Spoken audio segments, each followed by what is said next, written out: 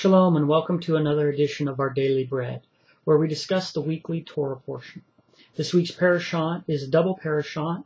It's Parashat Behar and Parashat Behukotai. And these are the 9th and 10th Parashat of the book of Vayikra, also called Leviticus. And it's called Behar Behukotai, and that means on Mount and in my statutes. And in this week's Parashat, my message for 2011-12 is called The Duty of Family. In this week's Parashat, we, really hits on three main points. It starts off with the land Sabbath, or the Shemitah, the Yovel, which is also called the Jubilee year, and then we have the concept of redemption, which is very strong in the second half of this week's Parashat. So, what I try and do is I try and take a look at the whole Parashat, and we start off by looking at the basics of what's happening. There's so many people pass by this. It's like building a house without making the foundation first. The foundation is the basics of what's being said. So often, the reason why people don't learn the Torah very well is because they don't understand the basics. And they try and go on to advanced principles without good fundamentals and a good foundation. And so it gets all garbled up. This is what's important about studying the Torah, is you have to start off with what's happened, what is this about, and then you work your way back and look at the details in the context of what the basics are about. There's great value in checking out what the basics are. So I looked at, okay, here's the three basics of this week's Parashat. What do they have in common? And then you look at the little details and say, how are these all tied together? Well, I see this really talking about family. Now, certainly there's lots of messages you can learn from different sections of the text and from different Parashat. But what I found is that there's two types of messages. There's messages that are specific to certain details of the Torah, which are always fun and exciting to kind of take one little aspect that's talked about and then build a message around that and to really show, here's how powerful and important and how much information there is to talk about on this one little aspect of this week's Torah. And that helps you to understand how large and how great the Torah really is. But then there's other ones where we say, well, let's zoom out a little bit and let's see what overall is being talked about here and how they're all connected, because that's a different type of message, and that's a really exciting way to study also. So this week's Parashat is called The Duty of Family, and really in observing this and looking at different things, I was able to kind of pull out that this is about family. And so we'll start off talking about redemption.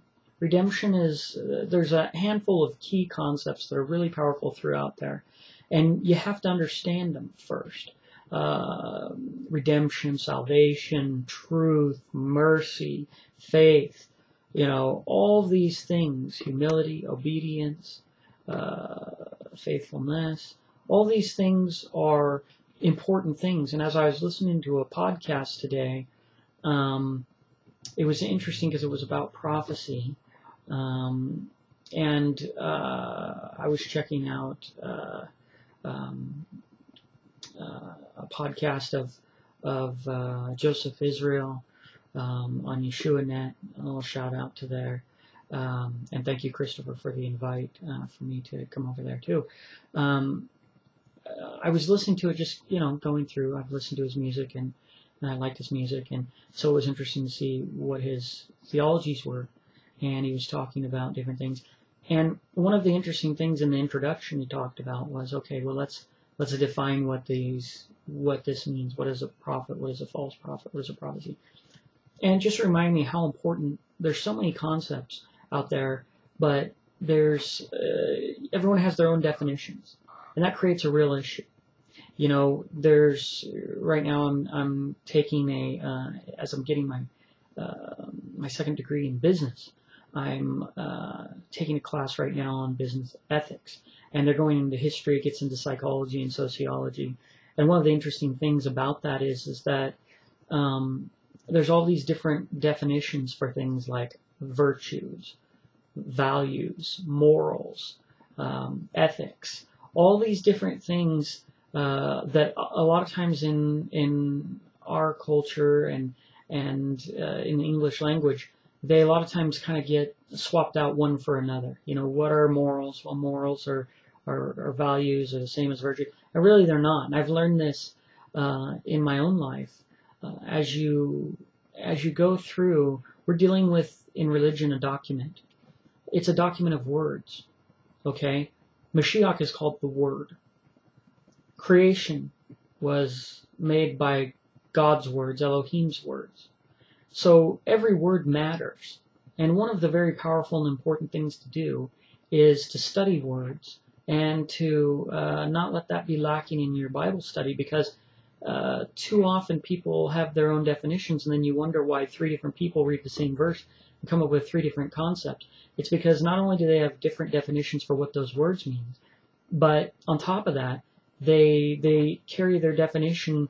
Not everybody has the same biblical knowledge and context. So to be accurate, those words not only have their definitions, but they have their definition throughout the whole Bible, which means you can't just come in towards the end and say, I know what salvation is, unless you studied salvation from its very first use.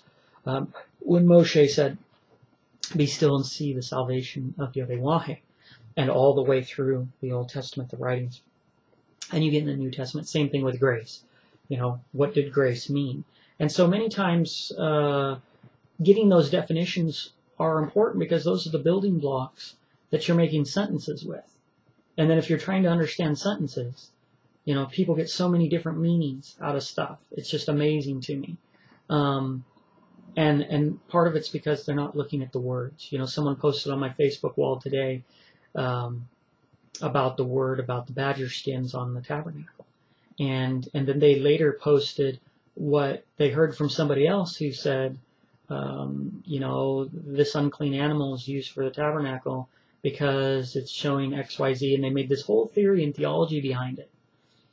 And it's kind of like Daniel Lancaster's macaroni principle from FFOZ. It really hit the nail on the head, as far as the fact that there's usually a real meaning, but then with people's imagination, they can build entire stories of meanings for things that have nothing to do with the actual original text, but they're just great sounding stories, and they seem to make sense, so people adopt them. But when you look at the basic word there, for badger skin, you see that it is not necessarily badger skin. It could be mean antelope hide. I've heard people say that they were something else, but you know, you can do a search on Takash, which is the word, and find out what it means. And so even though on the surface it seems like, hey, there's a problem here, but anybody who's not lazy can pick up a couple concordances and look into that word and find out and say, is this really true? Is the carcasses of the skins of an unclean animal being used as the covering for the tabernacle? I mean, right off the bat, you can see logical problems with that. But this is where the lazy people aren't privy to knowledge. You know, you have to do your study. It's just like I said today. I said that when you look at Mashiach, he spoke in parables. Okay, that's like having the written word of God.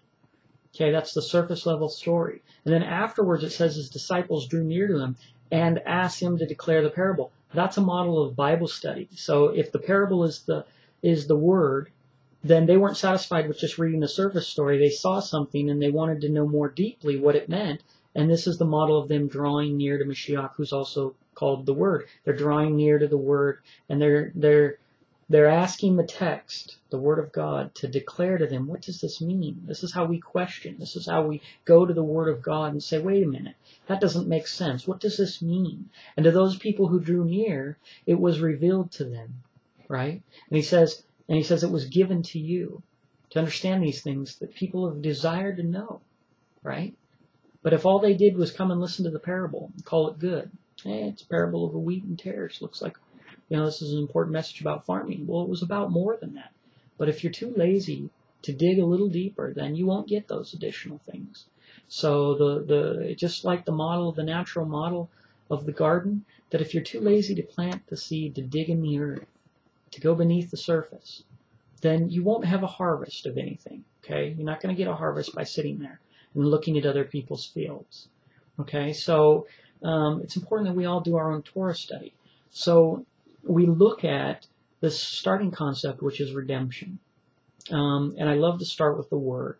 I love to find key points and then look at those words and say, what do those words mean? Not just here, but everywhere. What was their first use? How are they generally used? What other key verses are there? How are they used across the scriptures? And that starts to paint a picture, and that's where I came to the concept of family.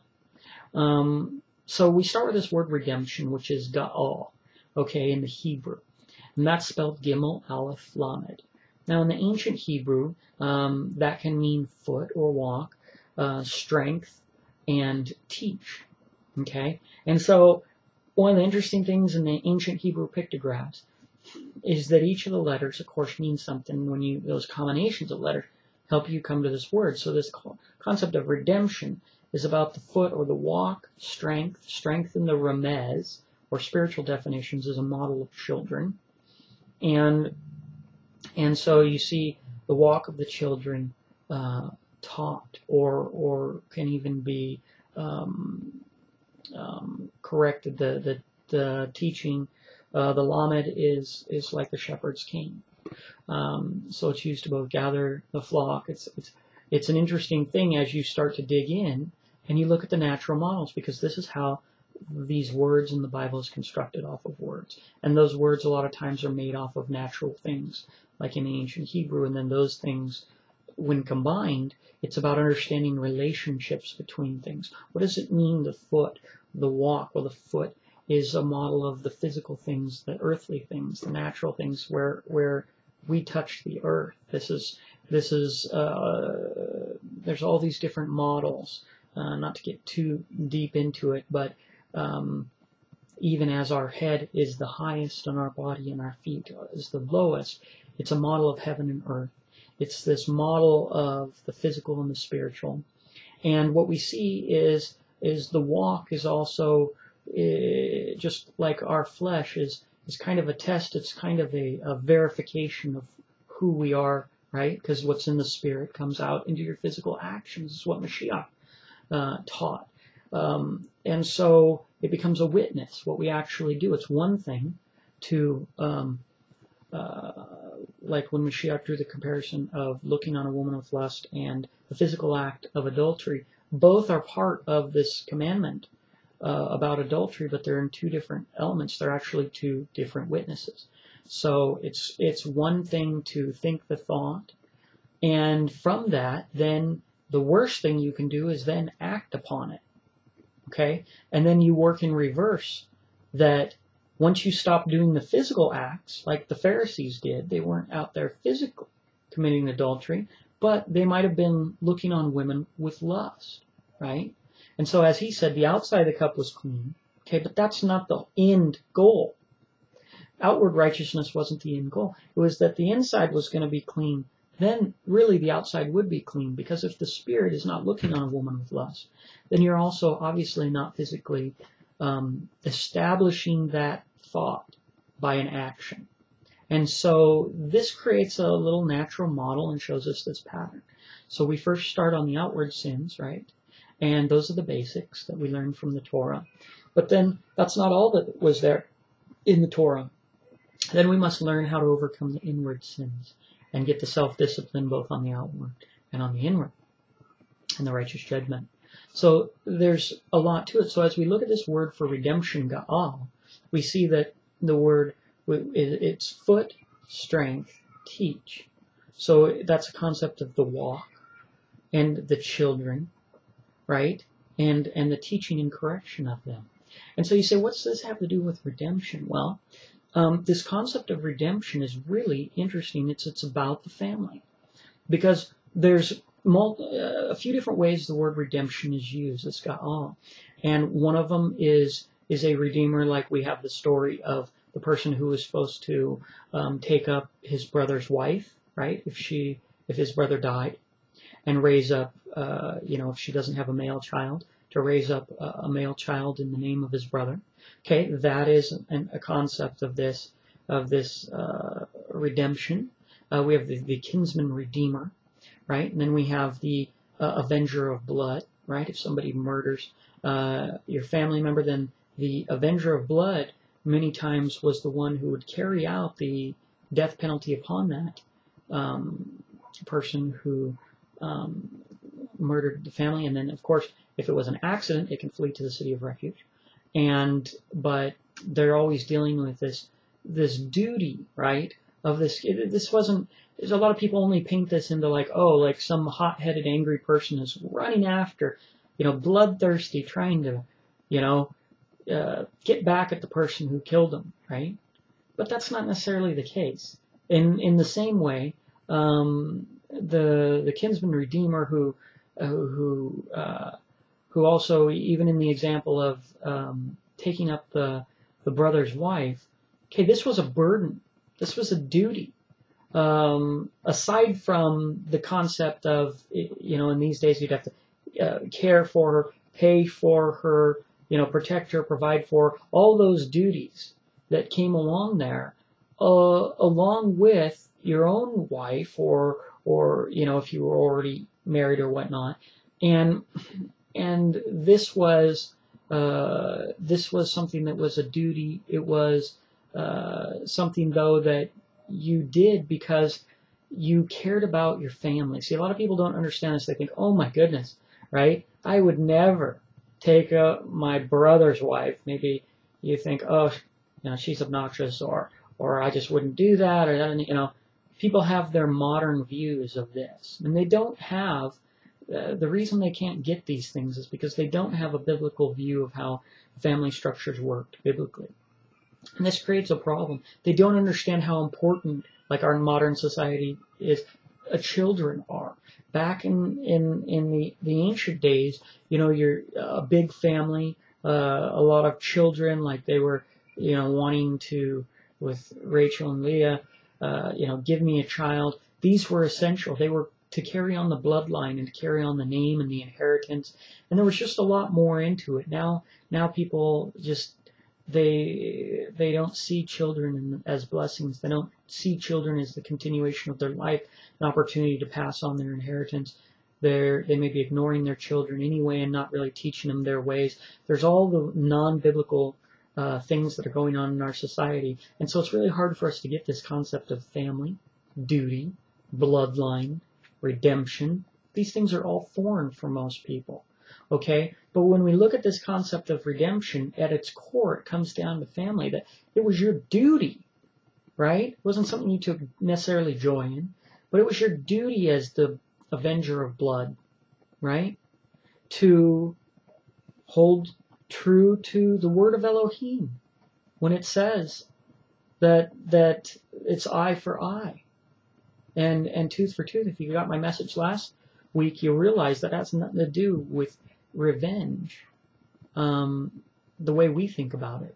It is a duty, and it is just like the death penalty is not God's way of, getting back at you because you made him angry for breaking his commandments. It is justice, and it is judgment, and it's what's required.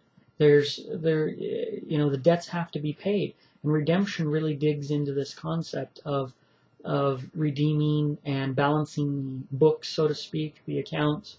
And we get into that with the Yahweh and all that this week, when it talks about this concept, the land redemption, that if you sold it, that you can pay that estimation back and restore your land back to yourself, or to your next of kin can redeem the land that belongs to their family. This is very important, because the land, even with the Yovel, the Jubilee year, the land is something that isn't just some come today, gone tomorrow type of thing. The land and inheritance is very important, just like the Torah is our inheritance. This is something that is a treasure that we are to pass down to our children and our children's children. And it isn't to be lost, It isn't something where, oh, great, you love the Torah, but, your son, he's his own person, so it's okay if he grows up and goes off to do something else and isn't really interested.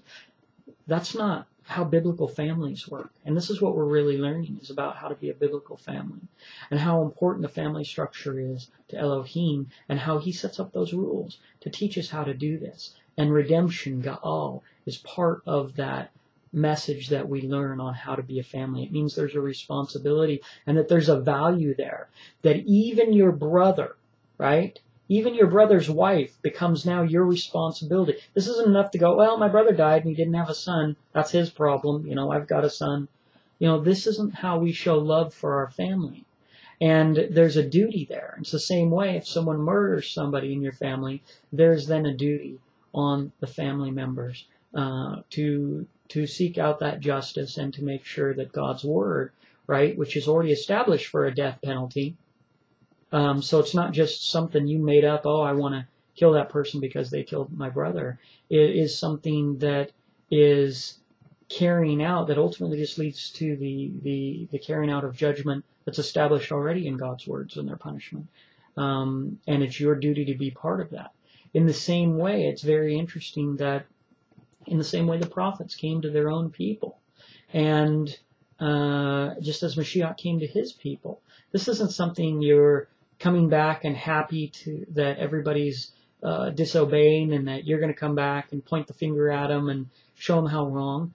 It says that Elohim doesn't take joy in the destruction of the wicked even. These are his creations, and the fact that they choose to be wicked, just like with Paro got 10 chances and 10 plagues to repent, and he didn't. And there's no joy in hearing the death of the firstborn of Mitzrayim and of Egypt. I think a lot of people have bad attitudes about that. You would hope that everybody would do what's right, and you'd be sad when any has to be destroyed for their own wickedness. That is it's like having to put down an animal. You don't sit there and get excited about it. It's sad that you have to kill what is ultimately, this dumb beast. Not dumb as in stupid, but dumb as in the original use of the word, or meaning of the word, which means it's mute. But for whatever reason, has to be put down. And it's the same way with people. People act sinful, and that's sad, that they're going to have to be punished, and that God will punish them for their own poor choices that they make almost as dumb animals. So we get this concept of duty and this concept of family, this concept of redemption to the land, right? It's about inheritance. It stays in the family. It stays in the tribe. It stays in the allotted part of Yisrael. All of this is about family and community, that God has established this family and community, and he's given things to this community. And that community is to care for them and to cherish those things. And they have a certain responsibility, just like with the tabernacle. God puts his tabernacle among us. And we have responsibilities. There's a priesthood to be established. There's sacrifices. There's an order of things. There's a way to do things and a way not to do things. And just like Nadab and Abihu, who got burned up for offering strange fire in the presence of Elohim, this is what we learn, is that God has put together these things. And when you don't do his things, you are not being, right, a part of that family. You're not representing that family correctly, because it starts with the authority of God, and he establishes how the family is set up. And it's your responsibility as part of that family to act like it. And if you don't, you're not acting like a member of that family. And this is why the Torah is so important, why we study and learn the Torah. To be like Elohim, to be like Mashiach. And this is what Mashiach did. He came and restored the family. And the reason he's the Redeemer is because he's coming and doing his duty to return the family to the obedience of the commandments of God, to correct them, because you correct, as it says, he corrects his sons, not strangers. Okay? So we see that this concept of redemption is about family, and it's about duty. And this, just like when we see the earthly, as it says, the foot strength teach, the shepherd's staff, that's coming to the children, to controlling their walk, it's controlling their direction. This is this concept of redemption. A redemption is to make the adjustment and get people back, to restore people back to the family and the way things are done. And that shepherd, he is taught by the authority over him and he then becomes authority over the sheep and brings them into the correct movement according to his authority. And this is what Mashiach did. And this is this great redemption. So we many times think of this redemption only as something that, oh, well, this is just a forgiveness of sins. Well, I think that's a less than biblical understanding of where redemption plays in the whole concept of the Bible, of salvation, of obedience, and all of these things. So next we go to the Sabbath. We started with the Sabbath, the Shemitah, it's the land Sabbath. And this Sabbath is very significant due to the fact that Israel gets kicked out of the land because of the land Sabbath. So one of the most significant punishments and thus joys when they're returned to the land is this concept that they weren't obeying ultimately the authority of the family, right? It's this redemption. This is the duty of the family. They weren't obeying the Torah and the land rest. And so God kicked them out of the land and said, well, I'll kick you out, and then the land will have its rest, since you won't give it rest. Well, the land is a model, right? We're made of the dust of the earth, of our flesh. So we got a lot of patterns here and models. And it's the same thing, the same way we rest our flesh every 7 days. We rest on the Sabbath. It's just the land resting. And in particular, Elohim's people, it's a sign between them and Elohim.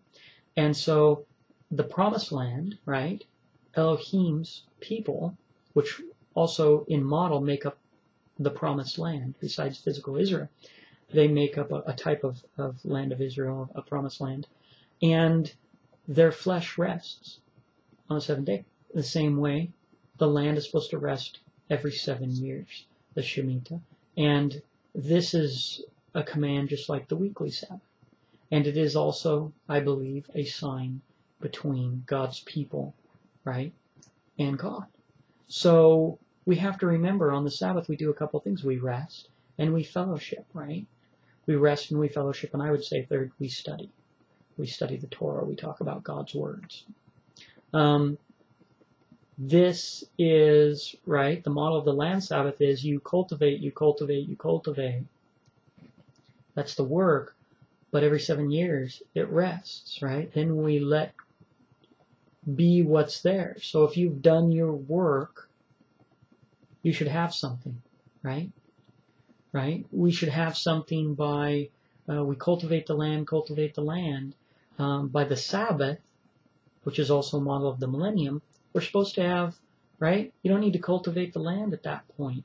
You're supposed to have, number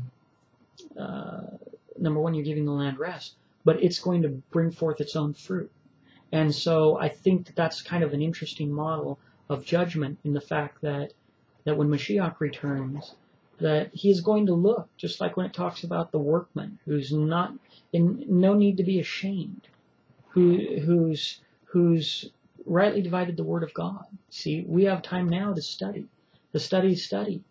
And there'll be a time when there won't be time for study, when it'll be time to just see what comes out of the land. What have you produced? What have you cultivated over all your study? What type of judgment do you have? You know, this is this concept that the land Sabbath, right, during this time of Sabbath, it's not just a Sabbath to, oh, we're just leaving alone, there's nothing to it, just like the Sabbath. Our weekly Sabbath isn't just about, well, we're not working. It's not just about we're not working. If that's how people see the Sabbath, they're missing the point. The Sabbath isn't only about ceasing to work. That's just a command which is an ordinance of the Sabbath.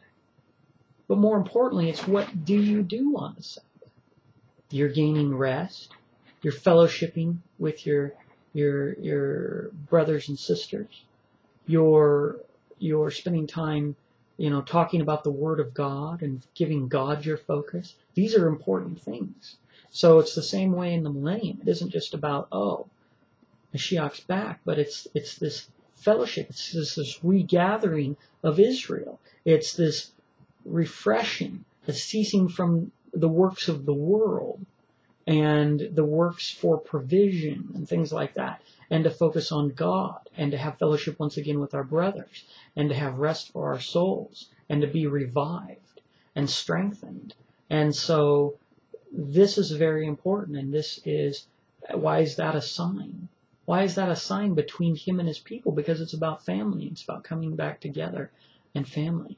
And real quick, I'll just say, a quick shout out to all the people on Facebook, all my Facebook friends, because, it's one of the most strange things that we live in this digital world, and that I have thousands of people on my Facebook account.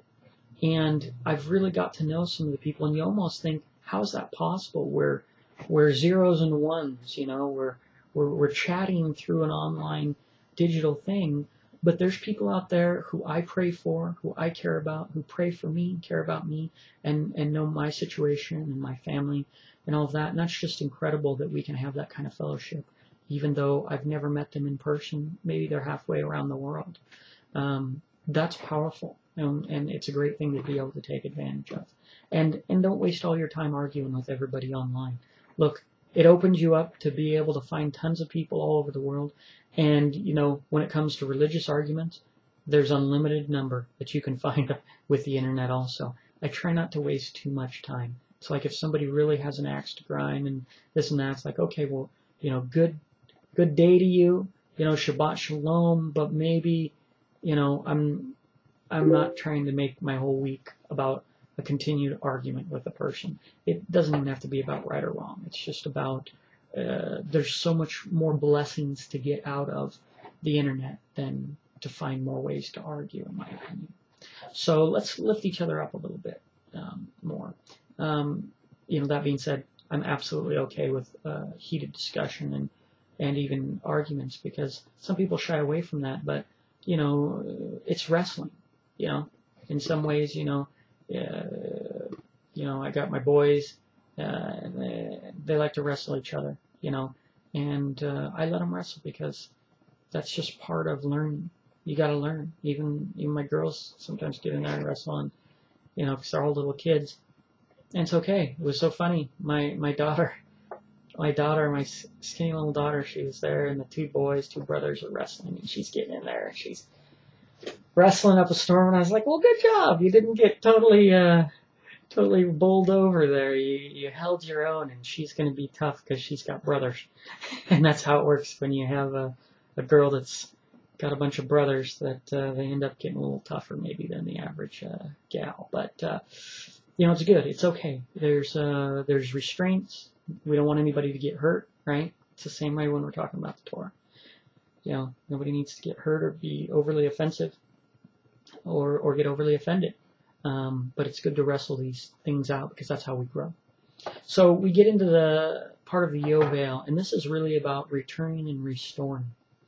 The Jubilee year is about, it's about the fact that that land, that was in a family inheritance, and it's going to go back unless you specifically got rid of it in a way that could cost you from getting it back, where it's not going to be redeemed. Otherwise than that, it just shows a powerful message among Israel, how we can, there's poor among us, there's people who had to sell their land, there's people who may have foolishly sold their land, but God is going to allow you to restore that land. And it's the same way, this land, remember, is a model of our flesh. So there's people who are so poor, right? They were, here's a couple models in this example. One model is that in chasing after wealth, that they've sold away the actions of their flesh, right? That's their land. They've sold off their land for, feeding themselves, daily provision. How many people have got so focused in the ways of the world, they've neglected the ways of God? How many people are so focused, they spend 2/3 of their day at their job, working so they can make their rent, pay their lights, and do all these different things. And that's important, and there's a time for that.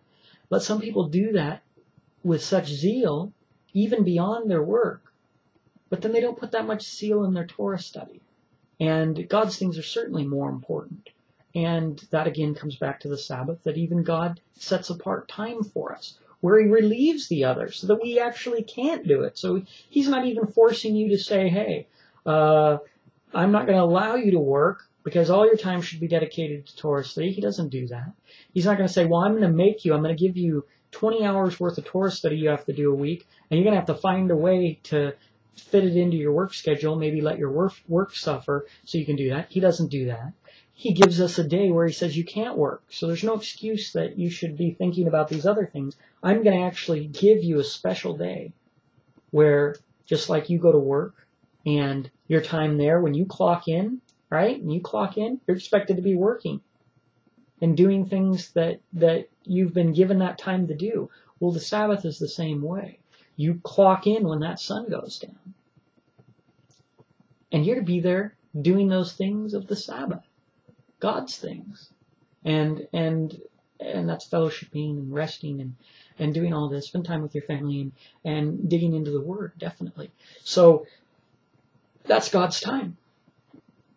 The Yovel is this time where you see that everything's restored. Why? Because it matters. Because this is God's family. And there's inheritances, and you may have squandered that away during the other years. He's going to bring you back to this time, to bring you back to what matters in family. And that this whole week's Parashat all comes back, this concept of redemption. That if your brother's poor, you redeem him because he's your family. If your brother died, you take up his wife and raise up a son in his name because he's your family. If someone murders your brother, you must go out and be the avenger of blood because that is your family. Because all this points to the fact that family is important. Family has value and duty.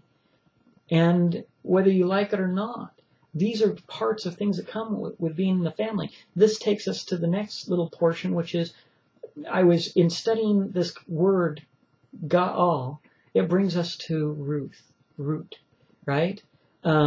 Ruth, and the story, the book of Ruth and the story with Naomi and all this, and how she went, and one of the uses of this verse, I believe it's in Ruth 2:20, when it's talking about her going to Boaz. She's going to the field, and she was gleaning in one field, and then he says, hey, who are you? And finds out that is somebody who's taken care of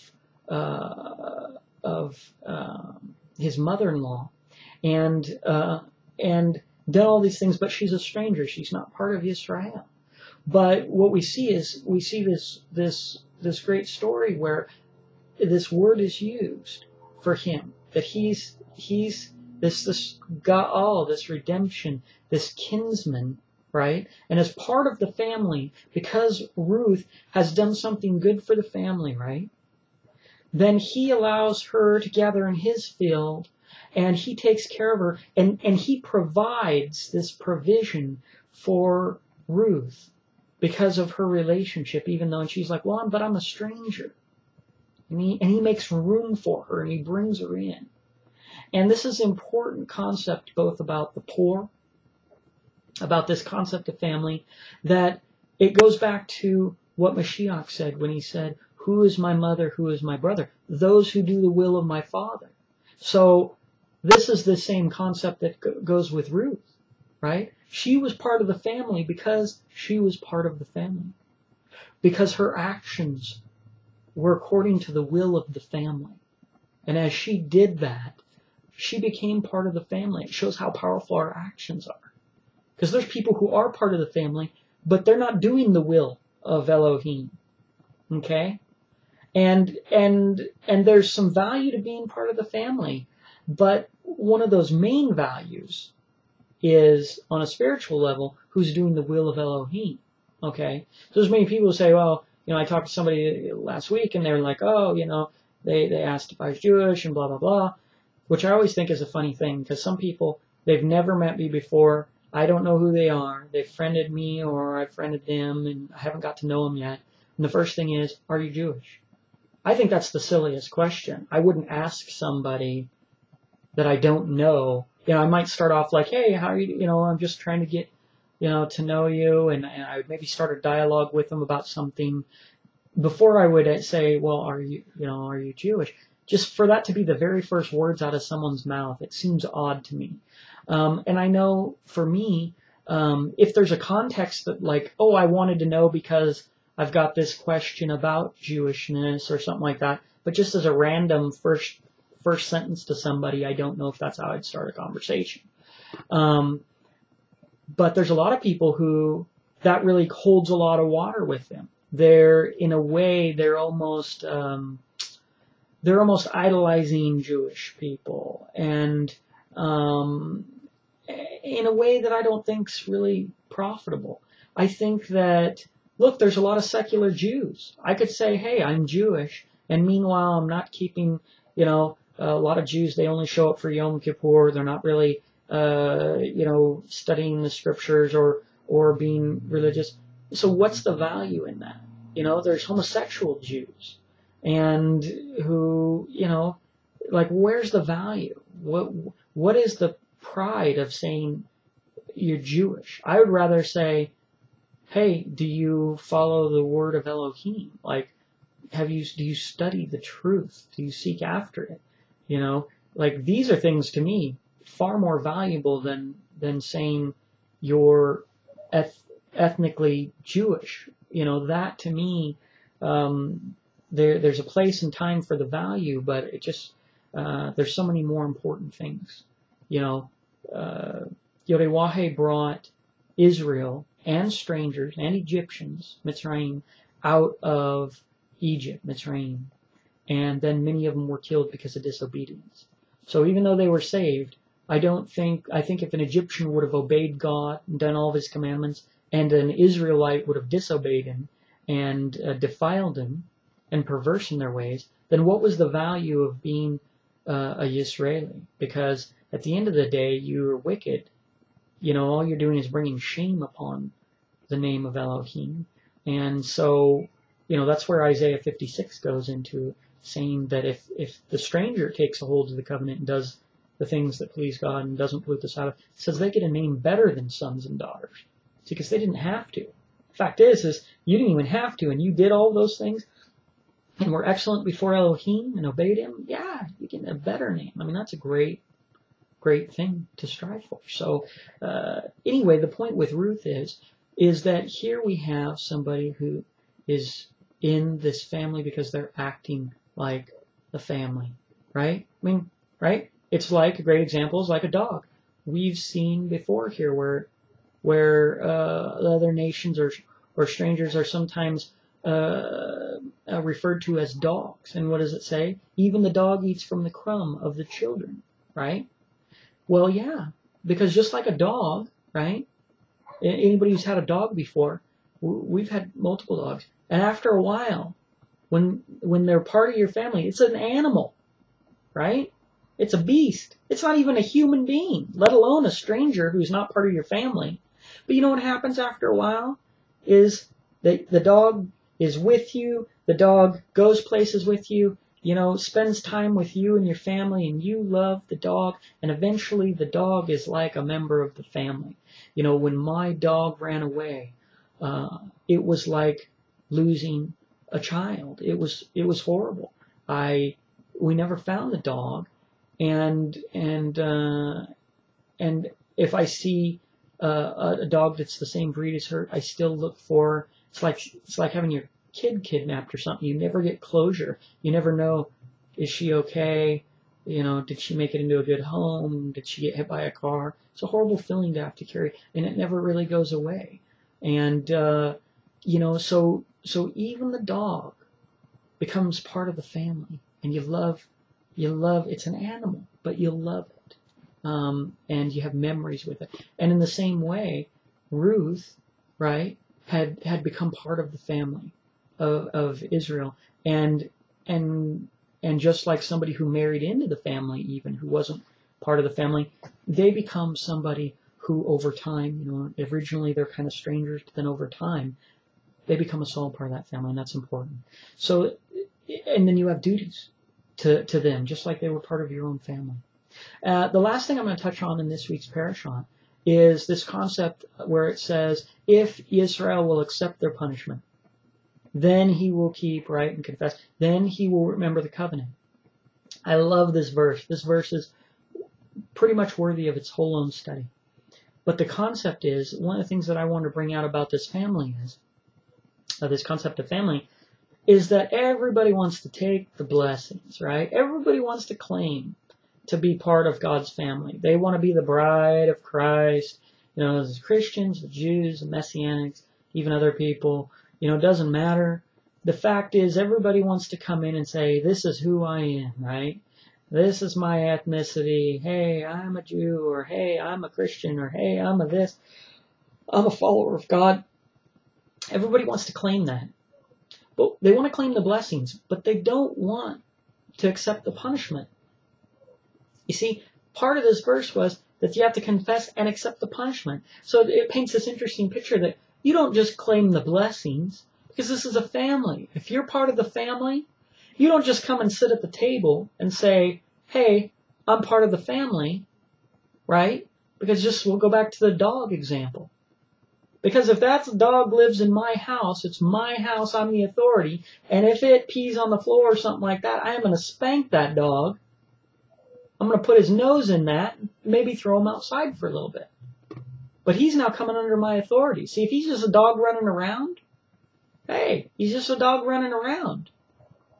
You know, even a dog comes and poops on your yard, and then the dog's gone, you're angry, but it's not your dog, right? Even if someone else's dog comes and poops on your yard, you're not going to probably go swat that dog because he's not your dog, right? But if he's under your house and he wants to be a part of your family, you'll feed him. That's your responsibility. That's the duty of family. But he also has to accept the punishment. That if he lives under your house and he chews up your carpet or pees on your floor, then the owner of the house, me, is going to punish him. So that's part of the relationship, right? Now, could the dog run out the door and never come back? Sure. Dog has that right, has that ability at least, I would say. But the fact is if the dog's in the house, the dog wants me to feed it, then the dog has to live by my rules. Right, even though it's just a dog. So this is the same thing with the house of Elohim and with the family of Yisrael. Right? The stranger can come, but as it says, there'll be one law for the stranger as there's one law for the homeborn. Okay? You come and take part of the blessing, you're going to come and also take part of the duty, which is to keep all the commandments and obey God, and part of the punishment that comes on Israel. Right? You can't say, well, actually, you know, God, you can't punish me because I'm not, you know, even though I've been living among your people and you've been doing this and that, and I've been getting the blessings, but now when it's time to punishment, I'm saying, wait, I'm an Egyptian, right? Can you imagine? Doesn't work like that. You know, once you come under the house, you're under the responsibilities, the duties of that house, and you have to accept the punishments that are brought onto that house too for wickedness. And this is all what it means to have the duty of family. This is what redemption means. It's a restoring, a restoration. It says that there's stuff that belongs to the family, and it's always, the family's got a right to it, okay, and a responsibility to maintain it. And even that family member can't worry about his own things. He's got to look upon his brother's things and make sure that his brother's things, which were given to him from God, are also taken care of. That's why when we find somebody, our brother's ox that goes astray, we take it and we take care of it. Because that's redemption. We're in the process of redeeming that lost thing. Because by taking it and feeding it and caring for it, because it belongs to our brother and God has given it to him. And someday he may come. And when he comes, it'll be restored to him. Because we redeem the things of our family. Okay? We have a duty to the things of our family. We have a duty to our family. Okay? And along with that duty, it's the duty for both punishment, like when the Levium had to draw their swords and slay their own brothers who were wicked among them. It's the duty of the avenger of blood. It's the duty of the kinsman redeemer. It's the duty of helping the poor among your brothers. You know, I'll save that for another message. But we went through a whole lot of things this year. We've lived very well and had good money. And we've had nothing where we had to go to our brothers and ask for help. And there's a lot that I've learned. And poverty is a test for the person who's going through it, and also a test of the family and the duty of the family to step up and take care of their poor brothers. And I've heard a lot of BS about it. I've heard a lot of excuses and self-righteousness. And I've seen, right? It goes back to the action, right? It's not about the words, because what proves that spirit which is inside is what comes outside, right? Did they take the action? You know, it's not enough for the kinsman redeemer to say sorry to his brother's wife. He has to actually take action where he might suffer loss, where he takes on a duty. He might have to do something horrible. Just like in the same way when we obey YHWH, like Avraham had to go up and offer his son Yitzhak, sometimes there's sacrifice that we have to make. Like Job, when he had to have his family killed and he had disease brought upon him. There's things that we have to suffer. You may have to lose your job to keep the Sabbath. You may have to trust in God for the land Sabbath, that you'll be fed. There's all kinds of things you may have to actually suffer loss in order to obey God. And if you suffer loss, you can count it as good, because that's an offering you offered up to God. You said, I will suffer this loss because I love you, because we are family, right? I will suffer loss for my brother. It's one thing to give in your abundance. It's another to give when you yourself don't have enough. And there's people who've given to us out of their own hunger and in their own suffering. And there's been other people who probably were doing quite well and turned their eyes to look another way. You know? And it's not about me personally. It's about the redemption of our brothers. It's about the lessons. The lessons redeem us. Mashiach's teachings redeem us. It's all of these lessons, the easy ones and the hard ones. The ones that we like to talk about and the ones that show how guilty we are and how sinful we are that we don't like to talk about. It's the duty of family. That's what the whole Torah is. And we have to have our eyes open for ourselves, and we have to have our eyes open for our duty to the Torah and our duty to our brothers. Till next week, I'm going to say Shalom. I hope this message was a blessing.